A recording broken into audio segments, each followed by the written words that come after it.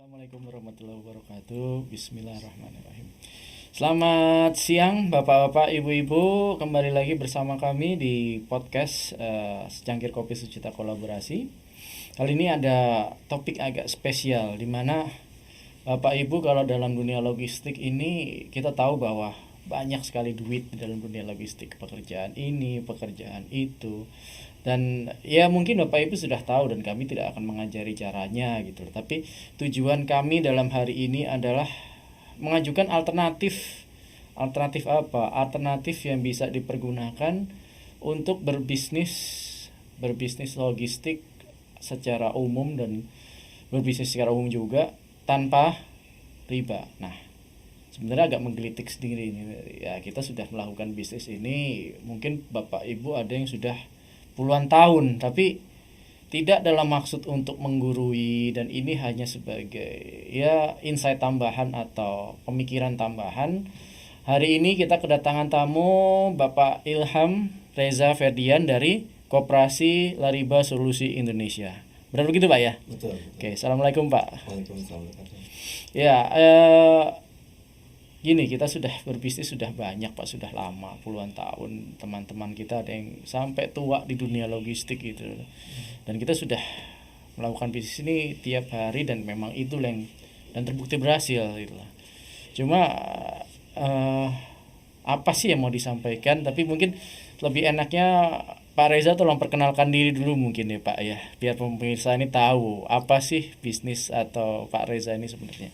Silakan Pak. Oke, baik. Bismillahirrahmanirrahim. Assalamualaikum warahmatullahi wabarakatuh. Baik, Bapak Ibu, perkenalkan nama saya Ilham Reza Ferdian dari Koperasi Konsumen Lariba Solusi Indonesia. Siap. Dan kami juga punya consulting juga Pak, namanya Lariba Consulting. Jadi consulting ini sebagai training dan konsultasi untuk bisnis dan keuangan syariah. Siap. Dan jadi kita membantu para pengusaha maupun masyarakat yang ingin berbisnis atau yang ingin hidup tenang tanpa riba gitu Pak ya. Nah, itu penting tuh. Ya. Seperti apa tuh mau Pak menjelaskan kurang lebih apa sih riba dan kenapa kita harus menjauh gitu lah Pak. Baik. Nah, jadi mungkin yang perlu kita ketahui adalah bisnis itu adalah pekerjaan yang sangat mulia Pak ya. Kita sepakat, betul Pak ya. Pasti. Bahkan sahabat yang dijamin masuk surga itu sebagian besar adalah sahabat yang berbisnis. Pasti. Kaya-kaya tapi barokah. Betul, pengusaha. Jadi arti bisnis itu Masya Allah itu pekerjaan yang sangat mulia Pak. Siap. Karena dengan melalui bisnis itu mendapat nafkah untuk keluarga.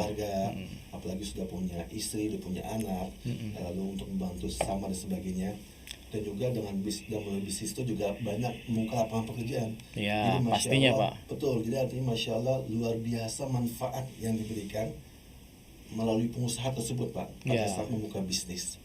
Nah sekarang pertanyaannya adalah, sekali lagi bisnis itu luar biasa Pak ya, tapi pertanyaan adalah apakah mungkin gitu bisnis itu tanpa riba? Itu saya agak-agak bertanya gitu. Kita sudah, ya mohon maaf, selama ini kita ambil kendaraan secara leasing. Mereka malah kan ngejar-ngejar ya, karena istilahnya kita mau beli kendaraan kan tinggal pilih mau pakai leasing A, bank B, atau pihak lain yang mau mendanai. Itu gampang Pak. Kalau misalnya ya sekarang dibilang gampang pun nggak gampang juga, karena ada hitung-hitungannya kena nggak dengan proyek mau kita ambil. Terus berapa lama pendanaannya, berapa lama tenornya dan sebagainya. Itu mungkin sudah umum Pak seperti itu. Nah, jadi seperti apa Pak kalau dari sudut pandang Pak Reza sendiri bagaimana? Iya, jadi intinya gini Pak, yang namanya bisnis itu pekerjaan mulia itu sepakat kita Pak ya semuanya. Setuju. Dan bahkan juga sebagai manusia atau mungkin khusus sebagai seorang muslim Pak ya, memang sudah seharusnya kita ini menjadi orang yang kaya Pak, supaya bisa memberikan manfaat yang banyak bagi manusia, bagi umat ya. Nah namun pada saat ada riba di sana, nah itu menjadi suatu yang bisa membawa suatu musibah dalam bisnis kita. Kenapa? Karena riba itu Pak untuk semua agama. Iya, semua agama. Dan saya perlu tahu bener ini semua agama. Semua agama itu maksudnya agama Nasrani dan Yahudi ya. Iya. Dan Islam, jadi agama yang ini. Asal agama tiga ini aja kita fokuskan dulu. Itu mengharamkan namanya riba. apalagi Islam. Jelas itu kalau itu Islam saya mengharamkan tahu. riba. Tapi kalau agama lain saya kurang tahu Ya, nih. itu jelas, nanti bisa dicek Pak. Jadi semua agama itu mengharamkan riba Pak, pada hakikatnya Pak. Nah, dan sekarang kita fokus untuk yang Islam Pak ya, agama Islam. Nah, apalagi agama Islam Pak, itu dalam Al-Quran banyak sekali dalil-dalil yang mengharamkan riba. Salah satunya adalah wahallallahu bai'a wa harrama riba. Allah menghalalkan jual beli dan mengharamkan riba.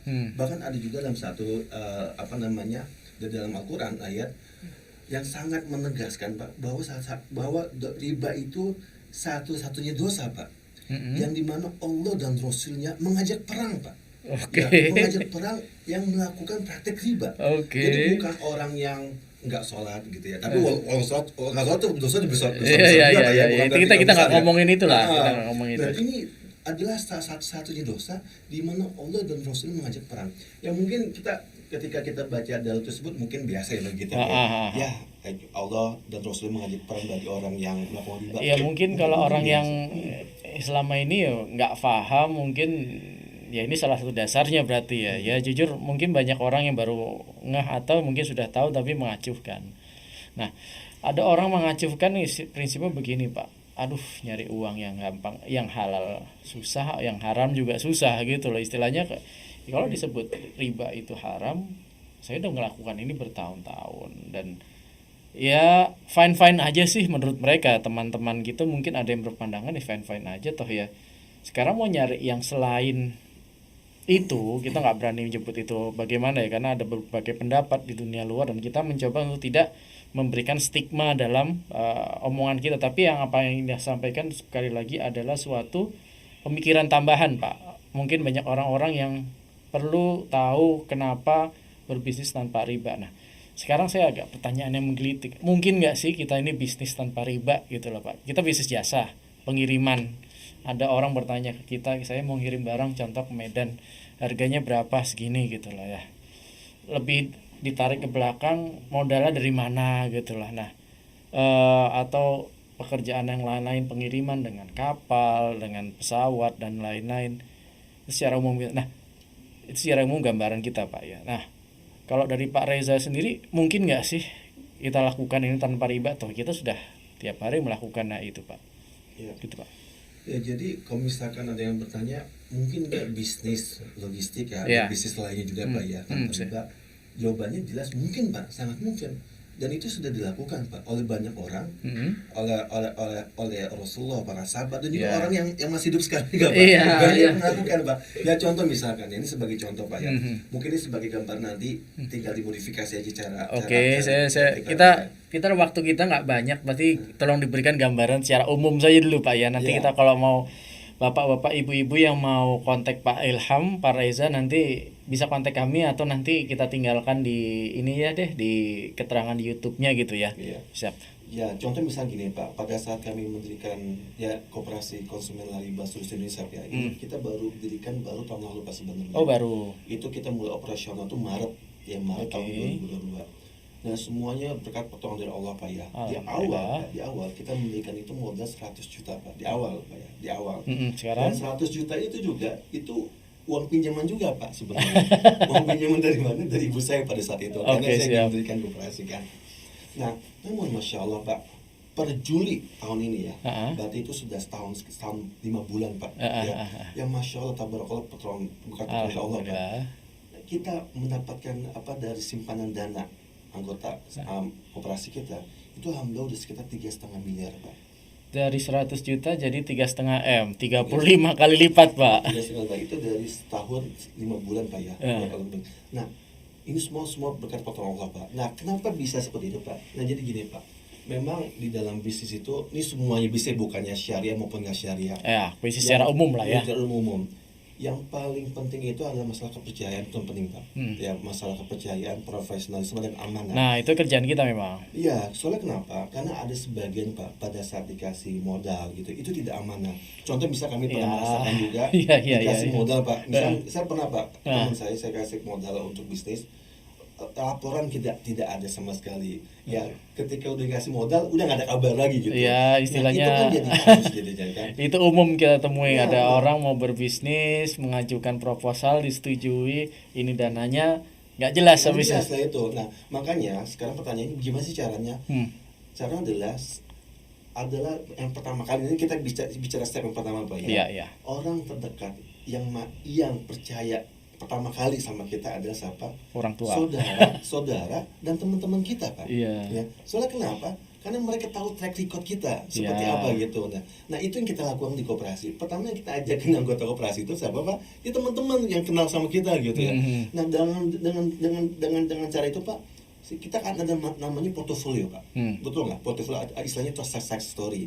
Nah portofolio atau success story itu yang kita bawa Pak, yang kita jual lagi kemana? Ke masyarakat. Jadi anggota koperasi ini mungkin sekarang udah berubah ya, tapi awalnya teman-teman dekat aja. Teman-teman, karena mereka yang tahu kita, ya. yang mengenal kita itu seperti apa. Nah makanya tadi Pak, yang tadi bisnis logistik, yang tadinya mau tanpa riba, ya pertama kali yang bisa diajak adalah untuk permodalan Pak ya, ya teman-temannya gitu, teman-teman dan keluarganya, karena mereka yang tahu kita kan, ya. Karena kalau misalkan dikit-dikit ya, misalkan tiba-tiba ada fulan usaha logistik, nyodorin proposal sama Bapak dan nggak kenal gitu, ya paling pertanyaannya lu siapa gitu. Iya memang itu terjadi sih Pak. Saya tidak akan menafikan bahwa ada beberapa pihak menawarkan ini pekerjaan ini nih dari customer ini nih, pekerjaan ini modalnya segini, harganya jualnya segini, ini profitnya segini, pembayaran segini.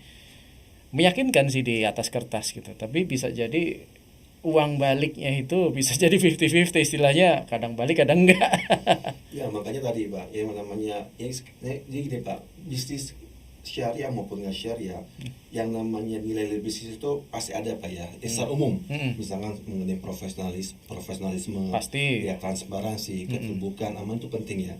Bukan berarti ketika kita syariah malah jadi nggak profesional gitu, malah jadi itu nggak usah berbisnis lah itu orangnya seperti itu lah.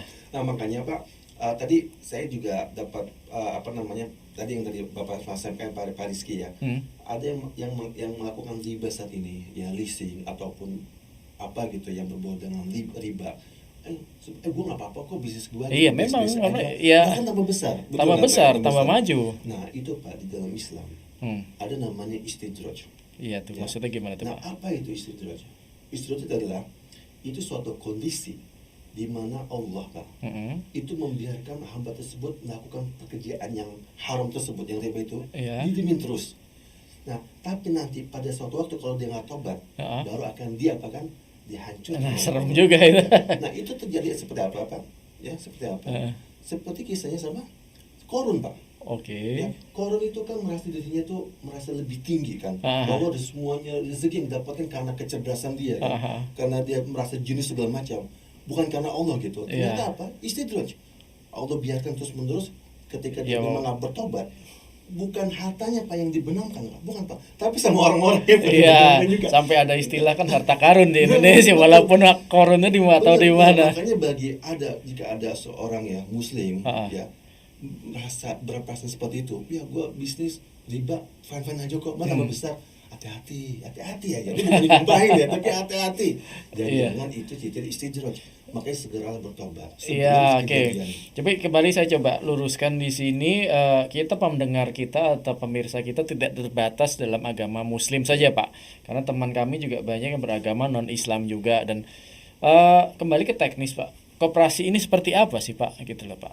Cara kerjanya seperti apa, mau mendaftar seperti apa, dan misalnya saya punya kebutuhan pekerjaan butuh didanai itu, nah seperti apa Pak, coba Pak? Ya jadi gini Pak, memang koperasi kita ini masih belum besar Pak ya. Kita belum besar kita. Nah mungkin pertanyaan gini ya, saya mau ke syariah nih, tapi ternyata syariah lebih mahal kan. Itu juga nanti saya mau tanya, tapi diomongin duluan sih. Iya, tapi nggak masalah, lanjut aja Pak. Nah soalnya gini Pak, bahwa yang namanya mahal murah itu sebenarnya ada alasannya Pak. Alasannya kenapa? Karena yang namanya bank-bank besar itu Pak, yang besar-besar tuh, kenapa sih mereka bisa lebih murah dibandingkan dengan yang lainnya? Karena mereka mendapatkan dana masyarakat banyak banget Pak, banyak sekali. Ya orang pasti nabung ke mereka, betul. Itu kan dana gratis Pak. Nah ketika mereka ngasih lagi istilahnya kredit dengan riba, ya ribanya tentu dengan ya bisa kecil banget gitu ya. Nah sebenarnya pertanyaannya kenapa sih bank syariah gitu atau yang syariah itu mahal gitu? Karena dana mereka belum banyak Pak. Belum banyak. Karena sekarang pertanyaan gini, berapa sih market share bank syariah dibanding bank konvensional? Ya pastinya kalah besar pastinya. Saya nggak tahu angkanya. Iya, bank syariah tuh market share Pak cuma 6%, Pak. 6%, nggak ada 10%. Nggak ada, belum sampai. Belum sampai. Nah, kenapa? Karena masyarakat kita tuh masih suka dengan konvensional. Makanya gini Pak, kalau kita mau membesarkan yang syariah, yang murah, ya seharusnya kita support yang syariah itu Pak. Dengan cara apa? Ya dananya ke bank syariah. Nah, sebenarnya ini menggelitik. Saya jadi bertanya, kenapa kita harus nabung di bank syariah gitu loh, atau di lembaga keuangan syariah atau apapun itulah ya. Alasannya kenapa sih, kan udah banyak bank umum. Sekarang istilahnya uang gaji kita saja masuknya ke bank umum, bank konvensional gitu loh, dan ya so far fine aja gitu. Coba kenapa tuh Pak? Ya, jadi kan yang sebenarnya gini Pak, kenapa kita ke perbankan? Intinya kan masalah sistem pembayaran kan, betul nggak? Supaya ketika kita ada kebutuhan bisa bayar. Ya istilahnya gitu. Kan semua online banking, betul. Di ya, HP banking, mobile banking itu semuanya ada. Nah pertanyaannya Pak, bank konvensional dan bank syariah bisa melakukan hal itu gitu, sama-sama bisa. Ya sekarang, nah pertanyaannya sekarang, kenapa sih kita harus ke bank syariah, kenapa nggak ke konvensional gitu ya? Ya kenapa sih itu? Jadi gini Pak, ketika kita dana kita ke ribawi ya, ke riba ke bank konvensional Pak, dana kita itu diputar Pak untuk praktek bisnis riba mereka. Pasti. Nah, sama juga kita itu tolong menolong atau tak tahun ya dalam membisniskan bisnis riba. Nah makanya Pak gini Pak, kalau misalnya kita ingin bisnis syariah ini besar, ya kita mau nggak mau memang harus support Pak. Ya tentunya bank-bank syariah yang benar-benar ini Pak yang prudent ya. Maksudnya ya intinya kan kita mencari sesuatu yang bisa membantu kita, bukan akhirnya menjerumuskan kita ya. Iya, gitu. Nah, soalnya kenapa dengan begitu Pak, ketika ini semakin membesar yang namanya bank syariah atau koperasi syariah juga ya itu otomatis nanti Pak pada akhirnya ke masyarakat untuk tadi yang bisa membeli mobil, beli apa segala macam bisa lebih murah. Ya. Nah soalnya itu fakta Pak. Contoh Pak, seperti kita nih Pak, koperasi kita walaupun kita belum lama nih Pak ya, tapi Masya Allah tabarakallah Pak, untuk pembelian motor nih, kita sekarang untuk membeli motor Pak, itu Masya Allah kita itu udah lebih murah Pak dibanding dengan leasing konvensional. Motor tapi Pak ya. Motor. Tapi kalau kita bicara truk, kita bicara mobil, itu beda lagi. Soalnya kenapa? Karena ujung-ujungnya masalah dana Pak. Simpan dana kita belum besar Pak. Kalau beli sama bank konvensional itu masih kecil banget Pak, ya kan? Ya memang ya namanya dunia logistik kebutuhan utama pasti truk sih Pak. Ya itu udah kayak suatu yang istilahnya ya chicken and egg. Lu mau ngirim kalau nggak ada truknya gimana caranya, dan lu kalau nggak punya truk harga lu pasti dia mahal gitu loh Pak. Ya makanya banyak teman kita akhirnya mikir ambillah truk unit lah tambahan gitu loh. Karena ujung-ujungnya untuk menjadikan biaya lebih murah itu Pak. Kalau nggak bisa, karena pekerjaannya nggak akan dapat. Nah itu gimana Pak? Jadi jadi memang solusinya untuk sekarang itu memang permodalannya itu Pak. Awal-awalnya memang dari teman-temannya Pak. Itu paling sangat penting itu dari teman dan keluarga Pak. Nah dengan begitu ketika yang success story sudah kebentuk Pak ya, motivasi ada, dia bisa ke mana? Ke orang lain Pak, di luar lingkungan teman-temannya.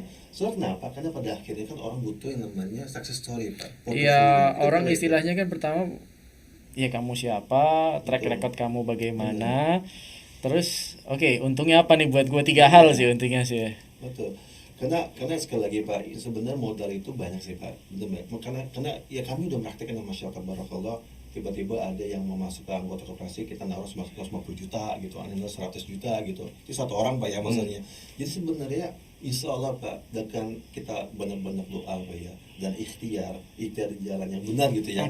Ya, insya Allah itu ada aja pertolongan Pak. Pertolongan ya. Dan juga yang paling penting nih Pak, yang paling penting yang namanya kan pada akhirnya bisnis itu kan rezeki Pak, betul Pak ya. Iya. Dan yang paling penting juga nih buat Bapak Ibu ya, dan khusus untuk saya pribadi, yang namanya rezeki itu bukan hanya selalu uang, itu penting ya. Ya istilahnya gini, nggak dikejar-kejar cicilan bulanan juga sebenarnya rezeki juga gimana kan. Jadi yang namanya rezeki itu banyak Pak. Rezeki kesehatan itu luar biasa Pak, itu rezeki yang luar biasa. Ya pastinya. Lalu keluarga yang harmonis, yang anak-anak yang berbakti kepada orang tuanya, itu rezeki Pak yang luar biasa. Nah yang namanya riba itu Pak, itu menghancurkan itu semua Pak. Serem. Benar, itu fakta Pak. Bisa dicek deh bagi orang yang udah korban riba dan bertobat, itu fakta. Karena riba itu Pak, itu menghancurkan, bukan hanya di akhir menghancurkannya, tapi juga di dunia. Makanya ya Nusbam Zalik kita memang seharusnya bisnis harus tanpa riba. Ya, oke. Jadi kalau mau jadi anggota ini harus masukin ini dulu, Pak. Anggota koperasi harus makan simpanan dulu. Simpanan wajib ya. Oke, simpanan wajib. Simpanan wajib itu berapa banyak, Pak? Nah sebenarnya masing-masing koperasi kan punya kebijakan ya. Nah kalau misalnya di kita nih Pak, simpan pokok simpan wajib. Jadi kita nih simpan pokok kita ini itu 100.000 Pak. 100.000. Wajib 50.000 sebulan. Nah namun kita ada namanya simpanan skorel lah Pak. Kita ada lagi tuh. Nah itu kalau itu memang lebih besar Pak. Soalnya memang gini sih Pak. Kita ini kenapa sih biasanya anggota koperasi kami itu memang orang yang punya kelebihan rezeki Pak. Ya, mereka ingin bersama-sama dengan kami nih Pak ya. Kita bersama-sama berjuang Pak atau berikhtiar untuk memberikan solusi kepada masyarakat Pak. Untuk tanpa riba. Dan kita baru sekarang nih untuk koperasi kita memang masih baru buat ya tadi Pak seperti motor, handphone, laptop kita insya Allah masih bisa bersaing. Ya benernya berarti gini, koperasi ini adalah perkumpulan uang dan perkumpulan orang sebenarnya kan Pak ya. Jadi kalau sudah ada uangnya itu nanti diputar ke dalam kegiatan bisnis yang betul ke anggota. Misalkan NLC nih buat koperasi itu bisa sekali Pak. Jadi anggota mengumpulkan simpanan tadi kan simpanan dana di koperasi NLC nanti diputarkan ke anggotanya juga yang tentu anggota yang amanah ya. Ya pastilah kalau bisnis kita akan mencari yang hati-hati yang betul. Ya nanti kita akan coba lihat siapa yang cocok untuk itu. Tapi yang kedua adalah kalau kita sudah memasukkan dana atau kita sudah menjadi anggota, terus mekanismenya misalnya kita mau butuh pendanaan itu bagaimana Pak? Atau untuk pekerjaan kita misalnya saya mendadak harus butuh misalnya 50 juta dalam seminggu gitu loh, gimana Pak? Nah itu akan sirka berarti jatuhnya. Sirka seperti apa itu Pak? Permodalan, permodalan syariah. Tapi ini kita kasusnya bukan koperasi kita bukan Pak ya. Tapi anggapnya koperasi LNC. Karena kita di koperasi kita Pak di koperasi LIC dari Bos Indonesia kita baru bisa jual beli Pak. Kita permodalan belum bisa. Jual beli itu maksudnya misalkan antum Pak, misalkan antum butuh motor misalnya. Nah jadi motor itu kami belikan dulu Pak. Di kanan kami. Kami belikan dulu. Kita misalkan harganya 30 juta. Ini kan jual beli Pak ya. Kita beli 30 juta. Ini benar-benar kami beli Pak ya. 30 juta lalu kami jual ke Bapak. Pak ini harganya 30 juta. Kami jual ke Bapak 35 juta ya. Dan bisa selama setahun. Gitu. Nah kita jual beli. Jadi artinya kami nggak ngasih uang ya. Lalu ada kelebihannya. Ada lebihnya. Nah itu namanya riba Pak. Kalau ngasih uang ada kelebihannya itu riba. Tapi kita ngasih barang Pak, jual beli kita beli barang. Nah beda dengan riba seperti apa? Kan ini kejadian juga selama ini kan seperti itu. Riba itu gitu Pak, riba itu adalah tambahan ya ketika ada namanya qard, pinjaman. Misalkan fulan nih ngasih antum ya, bukan ngasih minjemin gitu. Kalau ngasih nggak mungkin ya. Ngasih antum 30 pinjemin antum 30 juta. Bilang si fulan, Pak, saya pinjemin 30 juta Pak. Tapi nanti misalkan 3 bulan doang ya. Tapi nanti setelah 3 bulan balikinnya 35 juta Pak ya. Nah itu jelas riba itu karena ngasih uang 30 juta pinjemin uang. Itu kejadian sih, saya tidak bisa bilang iya, tidak bisa bilang enggak, tapi intinya ya it happens lah bahwa orang di dunia kita tuh memang dunia bisnis butuh yang namanya darah segar itu ya dana itu loh pastinya. Semua bisnis kayak gitu. Semua bisnis gitu. Iya, jadi kita sudah istilahnya gini, dunia logistik Indonesia itu agak sedikit kepepet di mana pekerjaan ada, profitnya nggak seberapa, duitnya nggak ada buat pendanaan itu loh Pak. Iya. Tapi memang sih Pak, jika segala sesuatu dimulai dengan sesuatu yang buruk ya, maksudnya riba itu kan buruk Pak. Iya. Pasti hasilnya akan buruk juga Pak. Oke. Ya sekarang saya coba kembali mengalihkan bahwa kita bawa ini ke ranah hitung-hitungan bisnis ya Pak ya.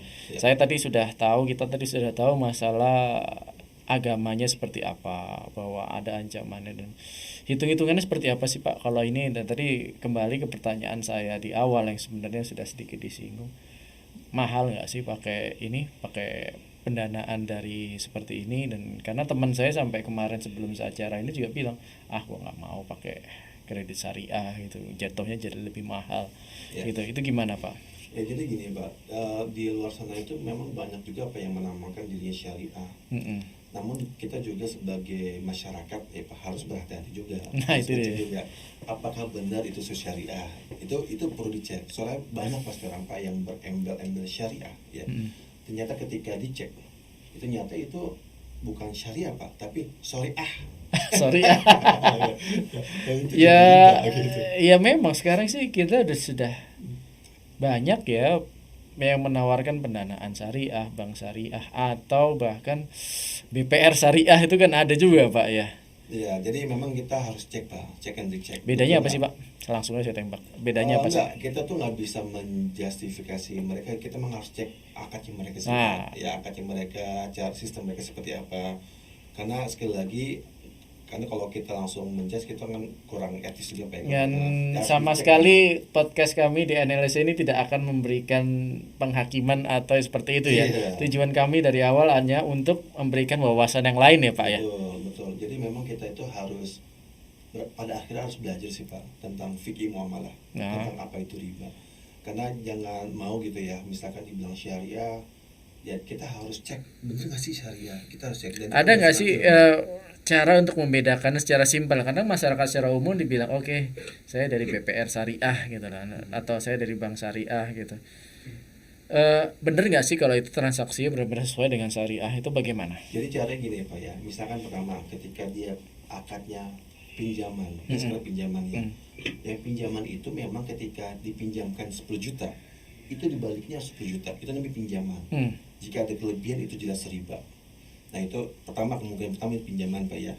Nah kedua permodalan. Nah permodalan itu dalam Islam ya, dalam muamalah itu bisa pakai akadnya mudharabah maupun musyarakah. Anggap aja akadnya ini Pak ya, dimodalin semua ya. Jadi misalkan Bapak nih ada proyek 100 juta ya kan. Nah lalu ada yang mau modalin semua, itu namanya mudharabah ya. Nah yang namanya mudharabah ini Pak, ini ada ketentuannya. Apa tuh? Ketentuannya apa? Pemilik modal nih Pak, pemilik modal ya, atau investor, dia itu siap untuk untung dan siap untuk rugi. Ini kata-kata siap untuk rugi ini agak-agak susah ini. Betul. Dan kalau dia siap untuk rugi, investor yang maunya pasti untung, nah itu riba. Itu riba. Dan sebagai pengelola ya, maksudnya sebagai bisnismen, untung ya tentunya harus amanah ya, harus profesional dan pasti amanah. Ya itu. Nah jadi kalau misalnya investor bilang ini gue kasih modal 100 juta, tapi balikin ya 110 juta, itu bukan modal namanya itu mah riba itu namanya Pak. Jadi modal berbungkus riba itu. Ya. Itu jelasnya. Dan jadi namanya permodalan Pak ya, dia siap untuk untung, siap untuk rugi. Ketika memang bisnis itu untung bagi hasil, nah berdasarkan nisbah ya, misalkan nisbahnya 50-50 misalkan ya. Atau 60-40 itu sepakatan di awal Pak. Nah tapi kalau misalnya rugi, tapi ruginya benar-benar murni rugi Pak ya, bukan karena kesengajaan, bukan karena terlepas kelalaian, karena situasi, bukan karena kesengajaan. Nah itu dia siap menanggung rugi. Siapa? Si investor yang full 100% menanggung rugi. Sekarang gini sih biasa ya, beda sih memang antara prinsip jual beli pinjam atau ya tadi ya bisnis investasi. Bisnisnya investor memang harus siap menanggung rugi secara umum tuh begitu Pak. Mau secara istilahnya mau masukin uang juga kan, istilahnya kamu mau masukin uang ke investor ke apa ini apa nih, misalnya mau tabungan, mau deposito atau apa, itu mereka semua menjanjikan untung. Tapi kalau namanya kita mau bikin perusahaan bersama, ya namanya bisnis itu kan pasti ada naik, ada turun di situ. Bisa jadi untung, bisa jadi rugi. Nah, saya pikir kalau itu sih oke sih ya. Menurut saya sih ya, karena saya menjalankan bisnis juga kadang pakai dana dari teman dengan prinsip bagi hasil juga gitu loh. Ya, tapi ya alhamdulillah saya setiap menjalankan itu kan dari awal sudah punya gambaran nih, kurang lebih segini nih akan dapat return dari ini pembayaran customer segini, kita bagi dua ya, plak gitu aja langsung istilahnya kan begitu dah. Itu sih umum. Nah, yang lain apa Pak misalnya gitu Pak, ada tips lainnya nggak? Yang lainnya jadi kemungkinan yang terakhir apa tadi kan, pertama pinjaman yang harus ada pokoknya sesuai ya. Yang kedua tadi bisnis permodalan Pak. Yang ketiga tadi jual beli Pak. Jual beli. Nah jual beli itu jadi misalkan dia butuh truk dengan cara jual beli. Ya misalkan katanya harganya 500 juta, ya dijualnya misalkan jadi 600 juta, dibayar setelah nyicil selama 5 tahun gitu ya. Itu jual beli itu Pak. Nah tapi untuk yang jual beli itu juga kita harus hati-hati juga Pak. Gimana tuh? Karena di luar sana yang kami perhatikan Pak, ada sebagian yang mengatas nama syariah ya, dia itu ketika melakukan akad jual beli sesungguhnya nggak jual beli pak, sesungguhnya itu cuma pinjaman doang. Pinjaman yang ada manfaatnya. Iya, kita riba secara juga. umum kan kita agak-agak sulit ya mengetahui bedanya itu di mana. Nah itu pak bedanya pak, untuk yang jual beli itu pak, kita harus pastikan ya si lembaga keuangan syariah tersebut itu benar-benar sudah memiliki truknya pak. Kalau kita mau beli truk ya, ya jadi bukan dibilang wah kita belum ada truknya, pasti kan arti truknya itu memang udah ada truknya, misalkan di dealer dia. Jadi kalau ini dia harus sudah punya truknya baru dijual ke kita lagi. Betul, gitu. Bukan secara umum kan, kalau leasing kan kita jalan ke dealer, kita tunjuk truknya, leasing bayarin gitu kan. Iya. Ini beda gitu Pak. Ya jadi teknisnya gini Pak, teknis yang sederhana Pak ya. Yang sederhana adalah si banknya itu sama si konsumen ya, nasabah, misalnya antum nasabah. Siap. Nah, si leasing si bank lembaga keuangan syariah atau LKS kita singkat Pak ya. LKS itu maksudnya lembaga keuangan syariah. Jadi sama-sama ke dealer Pak. Sama-sama ke dealer truk ya. Nah, cara gimana? Yang pertama yang dilakukan adalah si dealer ini melakukan jual beli truknya dulu Pak kepada LKS. Nah, jadi jual beli atau istilahnya dalam fikih namanya qobd ya, ada namanya serah terima. Nah, ketika dealer menjual dan serah terimakan truknya kepada si LKS lembaga keuangan syariah. Nah, ini dalam hukum syariah ini truk ini udah punya yang pendananya. Dan kebetulan ini lembaga syariah gitu. Nah, ini dimiliki apa namanya. Nah, baru ketika sudah memiliki barangnya, boleh dong dijual kalau udah memiliki barangnya. Nah, makanya barangnya itu pertama truknya itu dipindahkan dulu Pak, karena kita nggak boleh pada larangan hadis jangan menjual di tempat yang sama kan. Nah, makanya dipindahkan dulu truknya. Jadi dibawa dulu, diambil dulu. Iya, di parkiran lah, di parkiran dealer kan, dealer kan pakainya besar kan, parkiran dealer. Nah, ketika sudah pindahkan ke dealer ya, nah ini kan udah milik LKS dan baru dijual ke antum Pak. Nah, itu cara seperti itu yang pertama ya Pak. Nah, yang kedua, pastikan tidak ada namanya denda keterlambatan. Itu penalti itu sering terjadi Pak, karena kan ujung-ujungnya ada istilahnya dikejar debt collector lah atau kalau misalnya ada yang atas nama syariah dan tuh ada denda keterlambatan, nah itu bukan syariah sesungguhnya, itu namanya apa?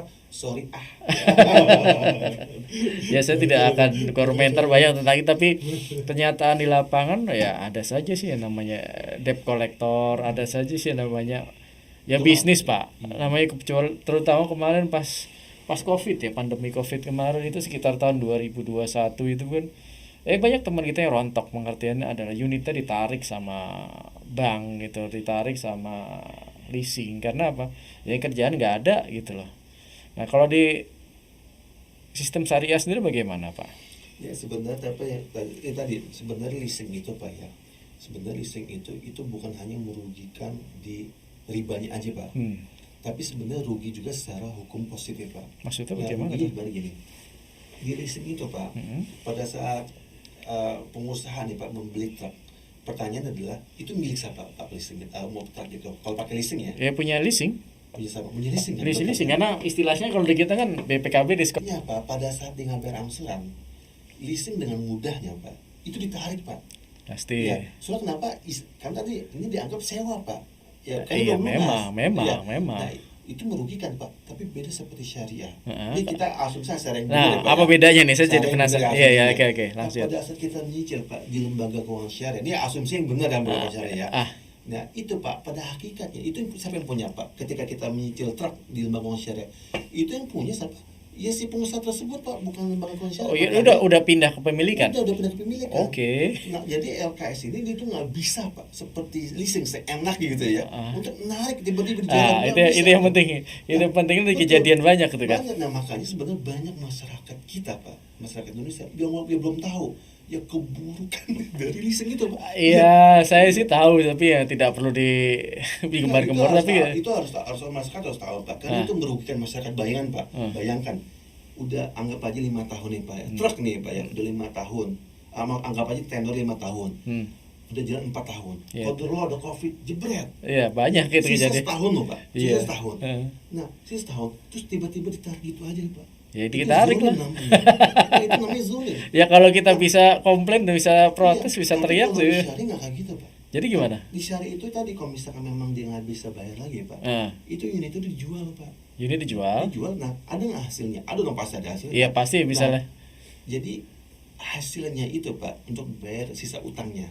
Oke. Nah kelebihannya dibalikan Pak kepada konsumen. Oke, saya saya biasa kalau bikinin ini pemahamannya biar nggak salah, saya kasih asumsi aja ya biar enak ya.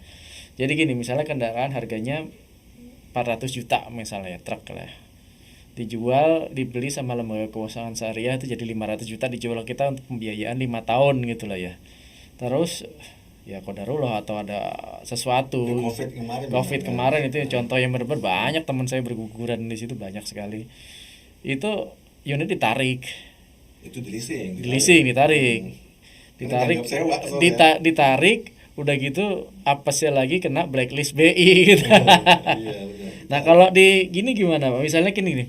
Tadi ambil contoh tahun keempat gitu lah ya. Dia let's say tinggal utang paling sekitar 50 juta sampai 70 juta misalnya kan gitu ya, kalau dibagi misalnya pas tahun keempat let's say nggak sampai setahun lagi gitu, misalnya 4 tahun lebih dikit. Nah, itu gimana Pak? Nah, jadi truk itu kalau memang nggak bisa lunasin lagi ya, asumsi Covid. Ya, misalnya kan pekerjaan sama-sama kali hilang atau ada ya sesuatu lah. Ya, itu dijual Pak. Misalkan dijual, aku anggap aja let's say jual cepat 200 juta misalkan ya. 200 juta. Nah, jadi kan ada sisa 70 juta Pak. Ya. Jadi 70 juta itu untuk bayar susi utangnya Pak. Nah, kelebihannya berapa? 130 kan? Betul nggak? Iya. 130 jutanya buat konsumen itu nasabah tersebut Pak. Oh, jadi gitu? Kayak gitu, kalau syariah kayak gitu Pak. Jadi gini, minta gitu aja kan sih. Ya, kembali ke asumsi tadi yang saya buat tadi, harga kendaraan pembelian awal 400 juta dibeli lembaga keuangan syariah jadi 500 juta, dijual ke kita kan, pengguna kendaraan untuk tenor 5 tahun misalnya.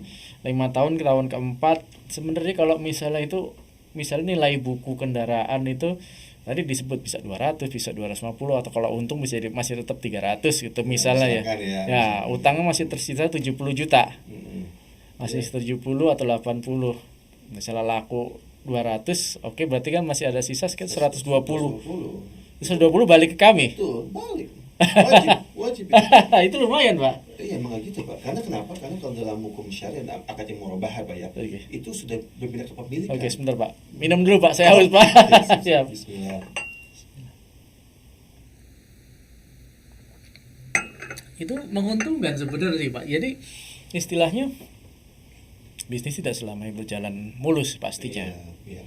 Tapi mungkin tadi lagi-lagi ada yang mengatakan, wah syariah itu mahal. Memang mahal Pak, jujur Pak. Kalau untuk sekarang Pak, kenapa mahal tadi? Alasannya Pak, karena tadi Pak, masyarakat itu paling banyak nabung kemana sih Pak? Iya, bank konvensional secara umum kan? Karena yang akibatnya mereka bisa lebih murah Pak, karena dananya besar banyak. Coba kalau misalkan dibalik Pak, ini kita dibalik ya posisinya. Dananya itu banyak ke bank syariah, ke lembaga syariah. Pasti bank syariah itu lebih murah Pak di bank konvensional. Nah, itu kasusnya seperti kami Pak di koperasi ini Pak. Alhamdulillah karena kita dana hampir cukup Pak untuk beli motor, kita tuh bisa lebih murah Pak, Masya Allah, dibandingin dengan salah satu leasing terbesar di Indonesia Pak.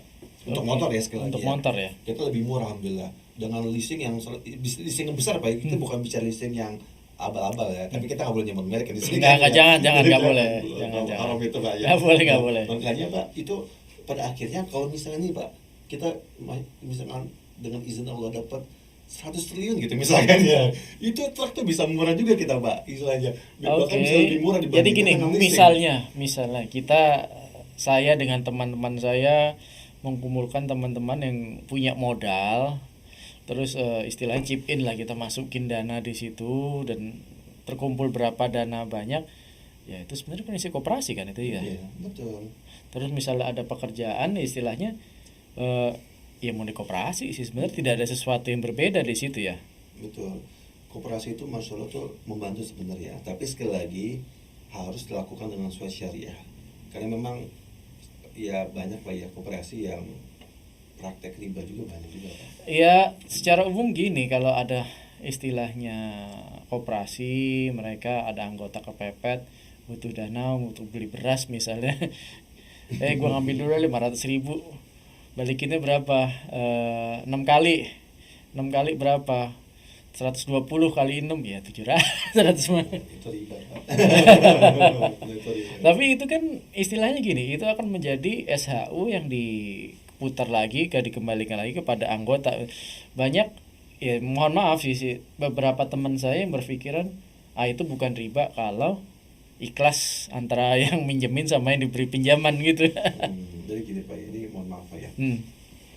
Jadi yang namanya keikhlasan itu bukan berarti membuat suatu transaksi atau kegiatan yang haram menjadi halal. Juga bukan saya tahu sih, tapi gimana menjelaskannya susah itu?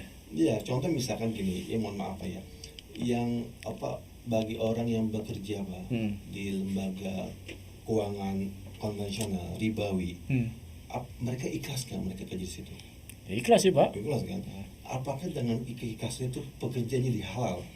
Nah ya itu jadi berkah. Yang enggak juga kan? Jadi namanya keikhlasan itu kita sama-sama ridho kok, sama-sama ikhlas. Ya nggak bisa kayak gitu, nggak bisa sederhana gitu. Kita lihat dulu aktivitasnya apa nih, apakah kita melanggar syarat apa enggak. Kalau misalnya melanggar syarat, mau gimana, mau ridho, mau ikhlas, lillahi ta'ala gitu ya, apa aja itu haram-haram juga Pak. Kalau emang aktivitasnya melanggar syariat ya. Iya, makanya kadang kan ada istilahnya akad kredit lah itu. Memang harus hati-hati sih. Emang kita tuh ya, saya juga Pak, emang kita harus banyak-banyak belajar sih ya, supaya kita bisa menilai gitu kan dengan bijak ya, mana yang benar-benar sesuai syariah, mana yang enggak gitu. Oke, sekarang saya coba udah mendekati akhir acara. Jadi kesimpulannya itu bisnis tanpa riba itu bisa gitu Pak ya? Sangat mungkin Pak, sangat mungkin. Oke. Tadi bentuk-bentuknya sudah disebutin apa aja Pak? Tadi yang peminjaman, terus pendanaan, itu apa aja tadi kalau? Nah, jadi kalau misalkan pertama tuh pinjaman Pak. Kalau mau pinjaman tadi pastikan itu ketika kita pinjamnya 1 juta misalkan, dibalikin juga 1 juta. Minjam ya harus sama dengan pokok. Jika lebih itu namanya riba kan? Nah, yang kedua permodalan. Nah, tadi kan permodalan tadi Pak, yang namanya investor kan siap untung dan siap rugi Pak ya. Makanya tadi yang di awal-awal Pak saya sampaikan, yang paling mungkin itu sampai sih keluarga sama teman-teman sendiri gitu. Karena teman-teman tahu kita seperti apa gitu kan. Nah, karena kalau orang lain ya masa orang siap untung sampai rugi ya kabur orang yang ada kan. Iya, walaupun itu kan setiap sehari-hari ya, namanya bisnis kan istilahnya ya kejadian pasti ada aja sih Pak. Ya tergantung gimana kita. Tapi emang buat awal-awal Pak yang percaya sama kita adalah tadi Pak, orang keluarga dan teman-teman. Nah, dari situ kita membuat tadi Pak portofolio ya, success story. Nah, itu baru kita jualan ke orang lain gitu. Ini success story saya ada kok gitu. Nanti berarti saya cari teman saya dulu berarti yang paling itu ya, pendana yang paling. Bapak Ibu bisa cari kemudian. Gak apa-apa, nanti Bapak Ibu mungkin mau tertarik lebih banyak lagi, bertanya lebih banyak lagi, atau ya simply said ada yang mau menyanggah atau keberatan ya silahkan ya. Kami di sini dari awal saya bilang bahwa kami tidak mencoba mendikte atau bagaimana, ini menyampaikan suatu insight yang baru, cara berpikir yang baru, atau ya istilahnya ada sesuatu yang selama ini kita nggak tahu mungkin, tapi ini kejadian, dan kalau bisa memberi istilahnya manfaat ya alhamdulillah. Kalau buat saya pribadi ya, saya bilang alhamdulillah, selamat dunia selamat akhirat gitu Pak.